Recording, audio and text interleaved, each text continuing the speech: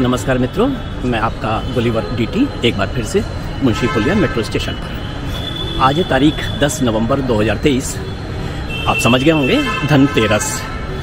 धनतेरस कार्तिक कृष्ण पक्ष में पड़ता है ना, तो उस हिसाब से ये तो होना चाहिए कि तारे ज़रूर दिखते, लेकिन बुरा हो इस प्रदूषण का, यहाँ तारे तो क्या, रात में तारे तो नहीं दिख रहे। आप देखिए कहीं भी कुछ दिख रहा ना। दिन में भी मैंने देखा तो सूरज झिलमिला भर रहा था। यहाँ आप देख सकते हैं दूर दूर तक दिवाली की सजावट शुरू हो चुकी है। और फिर भी इस प्रदूषण से बचने के लिए मैंने सोचा कि अब की दिवाली एक ऐसी जगह मनाएं जहाँ ना कोई धूल हो, ना शोर हो, ना धुआं हो, ना पटाखों का प्रदूषण हो, लेकिन दिवाली का उत्सव पूरा हो। है एक ऐसी जगह जहाँ आपको दिवाली पर नृत्य मिलेगा, संगीत मिलेगा, उत्सव मिलेगा, गीत होंगे, वो भी सड़क पे स्ट्रीट फेस्टिवल के रूप में। विश्वास नहीं हो रहा है ना, तो मैं आपको वहीं ले चलता हूँ। और हाँ, जो वहाँ प्राकृतिक छटा है वो तो एडिशनल है, बोनस। और मैं मेट्रो में प्रवेश कर रहा हूँ क्योंकि मेट्रो आ चुकी है।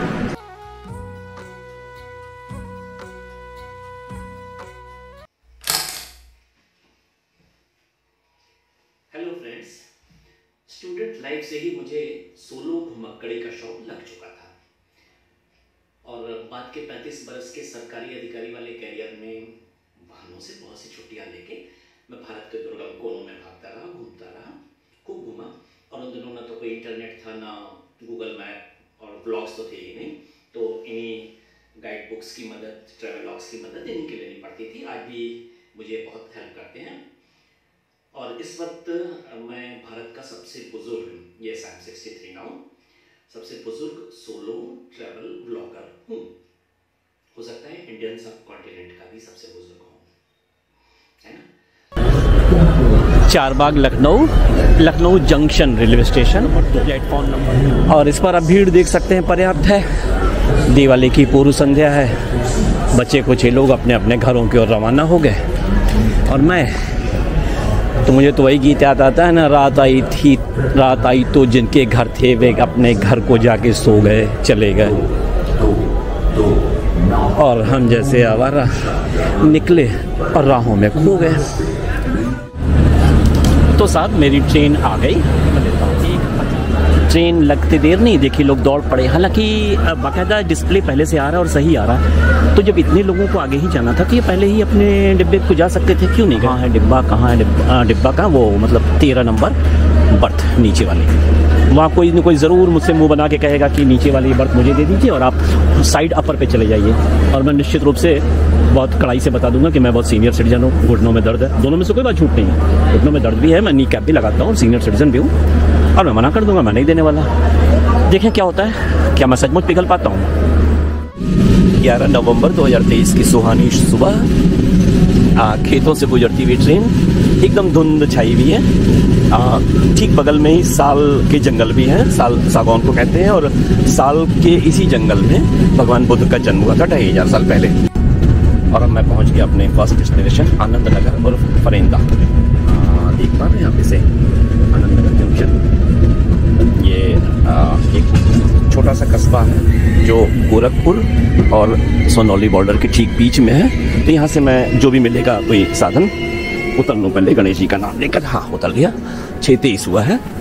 साधन मिलेगा यहाँ से, या तो कोई जीप, सॉरी मतलब जोंगा टाइप की चीज़ है वो मिलती है, और अगर वो नहीं मिलता है तो बसेस मिलेंगी रोडवेज की। आज मैं बरसों बाद इस स्टेशन पर उतरा हूँ और मुझे आश्चर्य हुआ देख के कि सेम ड्राइवर इस बार भी हैं, और वो देखते ही मुझे पहचान के उन्होंने ऑफ़र किया कि आप अगली पूरी सीट ले लीजिए, ये आनंद नगर स्टेशन सोनौली के लिए। और फिर मैंने ले भी, क्योंकि ठीक है चलो फुल करके चलते हैं, दोनों फीलिंग रहेगी, प्राइवेट की प्राइवेट और शेयर्ड की शेयर्ड। आगे भी एक ड्राइवर है, तो देख रहे हैं ये जाएंगे नौतनवा, ये जो मोटे से दिख रहा है ना सफ़ेद शर्ट में, इनको भी मैं पहचान गया, जबकि बरसों बाद मैं यहाँ आया, बरसों। राइट, अब लगता है तैयार हो गया, मैं निकल लूँ। ये वो गड्डी है जैसे जाना है, अभी अगली सीट है जैसे मैंने छेका। और ये जो चाय देख रहे हैं ब्लैक टी, वो मेरा आज का पहला आहार है। स्मॉग और धुंध का असर इस तरह ही इलाके तक में अच्छी तरीके से हो गया है। चालक महोदय बता रहे हैं कि पिछले 3 दिन से है, 3 दिन पहले तो बहुत भयंकर हो गया था। और इतनी धुंध में एक खतरा रहता है कि आपकी फ़्लाइट अगर हो तराई से यानी भैरवा से तो वो कैंसिल भी हो जाती है, क्योंकि वहाँ पे कोई वो वाली कैट 3 विज़न करके जो चीज़ कहलाती है, जो कि भारत में लगभग हर एयरपोर्ट पे लग गई है, वो भी इधर नहीं लगी होगी। तो उनको तो विजुअल फ्लाइट से ही करना पड़ता है पायलट को। तो अगर धुंध ज़्यादा रहती है या बरसात तो ये फ़्लाइट्स यहाँ कैंसिल बहुत होती है, और ज़रूरी भी है क्योंकि एक्सीडेंट भी बहुत ज़्यादा होते हैं नेपाल में। तो पायलट अगर अपनी ही सावधानी से काम लें तो मुझे सुव्यवस्था वहाँ पे कि कम से कम वहाँ पे ट्रकें जो है उधर से आने वाली उनके लिए एक बड़ा सा पार्किंग स्थान बनाया गया है जो हाईवे पर नहीं रहता। हाईवे उनका कम से कम खाली रहता है, यहाँ यही हाल है। अब यहाँ पे कस्टम जिसे भंसार कहते हैं नेपाल का, जब खुलेगा सुबह 7 बजे खुल जाता है मोहन, तो उसके बाद इन ट्रकों को पास मिलेगा। इनके ड्राइवर्स जाके अपने कागजात दिखाएंगे, जब उन्हें पास मिल जाएगा तो जिस ट्रक को पास मिलेगा वो आगे बढ़ेगी। तो ये आगे सोनौली बाज़ार जो नेपाल के बेलहिया बॉर्डर से बिल्कुल लगा हुआ है। बेलहिया नेपाली सिम का रेंज यहाँ आ चुका है और इधर इंडियन सिम की रेंज ख़त्म हो जाते हैं। मज़ेदार है, अब अगर मैं इंडियन सिम में, चूँकि मैंने रोमिंग करा रखी है तो थ्रू नेपाली सिम आता होगा, तो मुझे पूरा विश्वास है अब तक मेरे मोबाइल की घड़ी 15 मिनट तेज़ हो गई होगी मेरे कलाई घड़ी के सापेक्ष। है ना मज़ेदार बात। और यहाँ पे कस्टम से पीछे छोटा और इमिग्रेशन है, आगे इंडियन कस्टम है, और उस बॉर्डर के बाद फिर नेपाली कस्टम और नेपाली इमिग्रेशन है। भारतीय नागरिकों को, नेपाली नागरिकों को आर पार आने जाने के लिए ऐसी कोई जांच नहीं होती है, सिवाय सामान्य सामानों की जांच, लगेज जांच होती है। हाँ, नागरिकता प्रमाण पत्र के रूप में आधार कार्ड दिखाना अनिवार्य मांगा जा सकता है संदेह होने पर। तो ये है नेपाल का गेट और मैं नेपाल में प्रवेश करने जा रहा हूँ। और ये रहा भारतीय सीमा का गेट और बीच का हिस्सा है 10 गजा नो मैंस लैंड जो कहलाता है। इतनी मैंने फ़ोटो और खींच ली आपके लिए, फिर आगे बढ़ लेता हूँ। तो ये नेपाल का प्रवेश द्वार और ठीक पीछे भारत का प्रवेश द्वार, और झंडा तो शायद आपको ना दिख पा रहा हो क्योंकि हवा नहीं चल रही भारत का। और ये वो रास्ता है, बीच का हिस्सा 10 गजा जिसको कहते हैं। ये पार्क है, यहाँ पे भारतीय गाड़ियाँ भी खड़ी होती हैं, यहाँ तक आती हैं और यहाँ से गोरखपुर के लिए जाती हैं। यहीं पर आपको सिम कार्ड मिल जाएगा नेपाली, और मनी चेंज, इसको सटही कहते हैं, यहीं से करा लेना होता है क्योंकि आगे मुश्किल हो पाएगा। और यहीं से लोग तमाम पूरे नेपाल के लिए टैक्सी वैक्सी बुक करके चलते रहते हैं। और ये वो भंसार यानी कस्टम्स ऑफिस है, यहीं से आपको जो कुछ भी सामान लाएं उसका कस्टम देना पड़ता है, और यहीं से गाड़ी के लिए कस्टम बनवाना पड़ता है।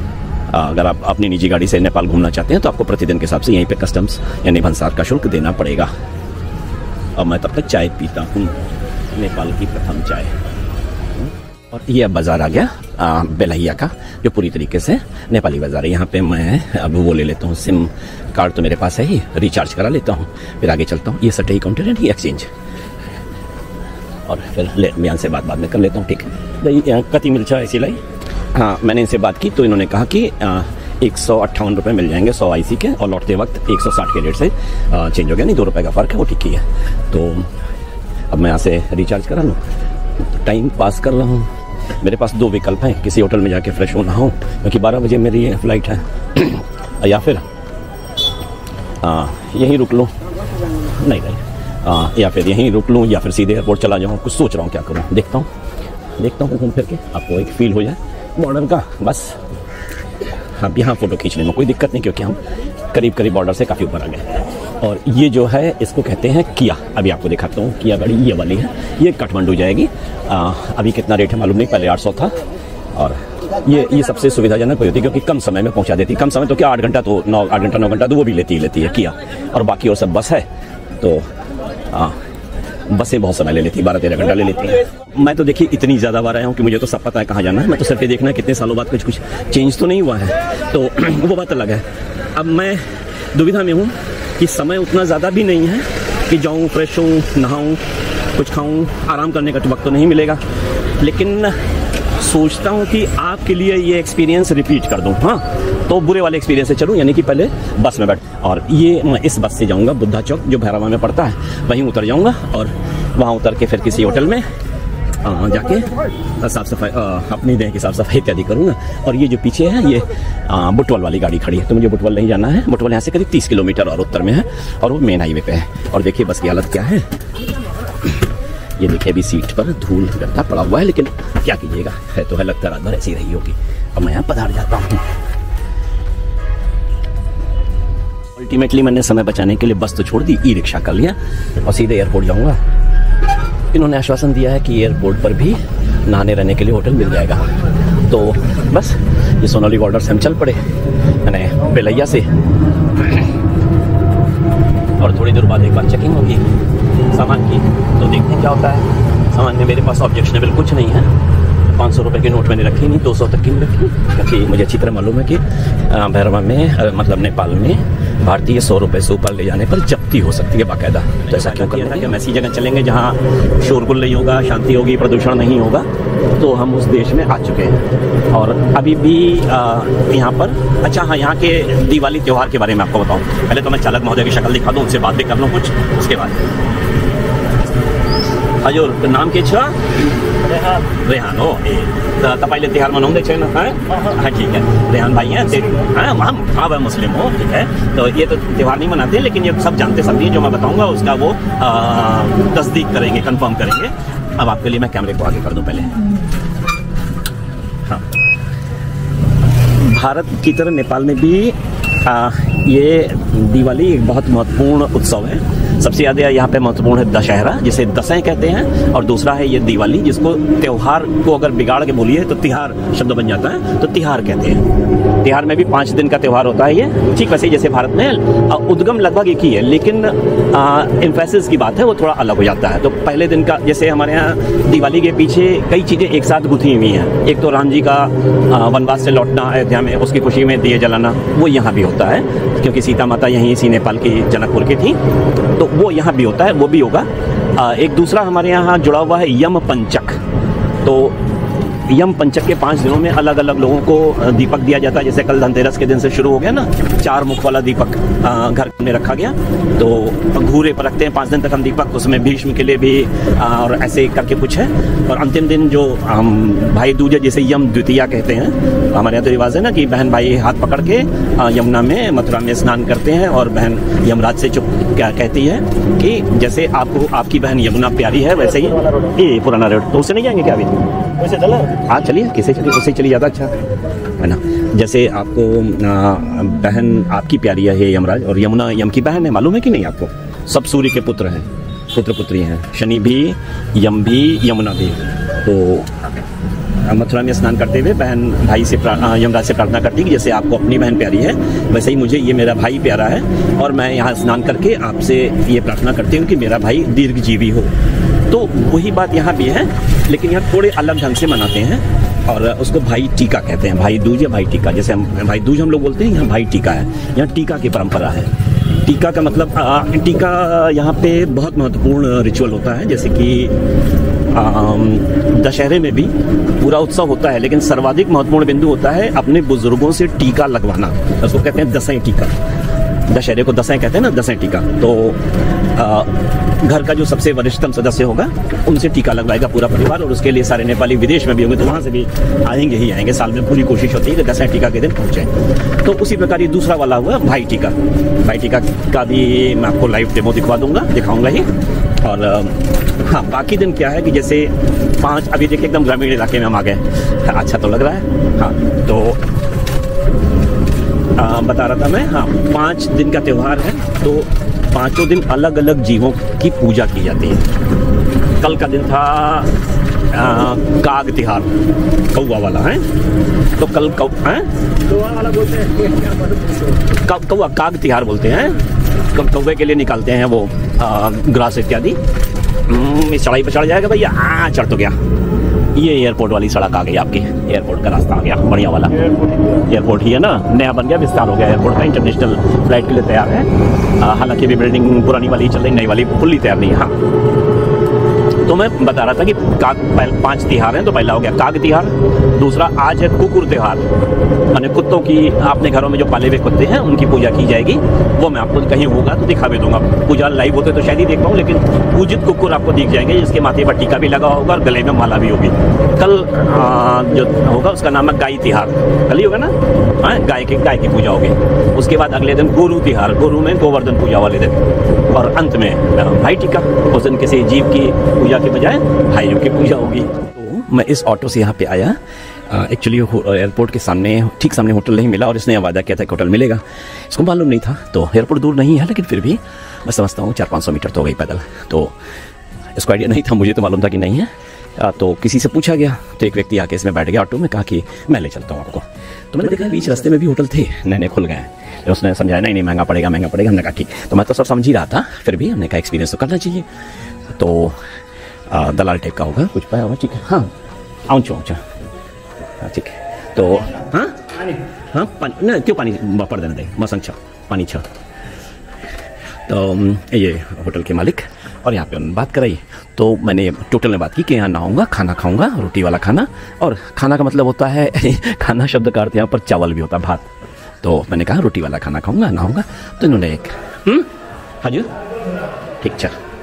तो इस प्रकार कुल 800 रुपये नेपाली यानी 500 रुपये में तय हुआ ये रूम मिला है मात्र 1 घंटे के लिए, 1-1.5 घंटा इसमें स्नान कर लेंगे और ये गर्म पानी दे रहे होंगे अभी, तो मैं यहाँ नहा भी लूँगा और फिर शेव तो कर ही लूँगा। दिन में अजीब अजीब लग रहा क्योंकि रोज़ सुबह उठ के नहाने की जो आदत पड़ेगी उससे ठीक नहीं लग रहा था, तो मैं नहा के खाना खा के थोड़ा सा रेस्ट कर लूँगा मैक्सिमम, उसका ना पहुँच जाऊँगा। ओके, तो ये कुल मिला के एक अनुभव आपके लिए। तो ये रहा मेरा भोजन और इसे मैं भी करूँगा आज का 11 नवंबर 2023। और ये देखिए बच्चा कितना प्यारा सा, हजूर को नाम क्या हजूर न लजाउनुस, नाम बनूस तो अरे मुखड़ा तो दिखाओ, मुखड़ा नीचे दिखा, भन्नुस नाम के छ मलाई मलाई भन्नुस् न, त्यो मलाई नभन्नुहोस्, मलाई के सूरज है, करण, आर्यन, आयन नाम हो। बारिश शुरू हो गई, बारिश से उतना डर नहीं है, बस फ्लाइट मेरी कैंसिल ना हो जाए। अभी पोखरा फ़ोन किया तो मालूम है वहाँ पर भी हल्की हल्की बारिश हो रही है, इतने पोखरा। ये रहा भैरवा का नया एयरपोर्ट, इंटरनेशनल है, बन गया है और यहाँ पे सबसे पहली फ़्लाइट मोदी जी की भारतीय वायुसेना वाली जो फ़्लाइट वो है, उनका जो विशेष जहाज़ एयरफोर्स 1 वो ही आया था। उसके बाद थोड़ा बहुत ये इंटरनेशनल फ़्लाइट चल रही है ना के बराबर, शायद हफ्ते में 1 दिन या 2 दिन ऐसे कुछ है। और ये पुराना वाला है, पुराने वाले को आप देखिए जिसमें मैं बहुत बार आया, आज फिर जा रहा हूँ, लेकिन बारिश हो रही है और इस बात की बहुत आशंका है कि फ़्लाइट कैंसिल हो जाएगी और अगर कैंसिल हुई तो मैं क्या करूँगा मुझे खुद नहीं पता, बताइए कैसा ना होवे।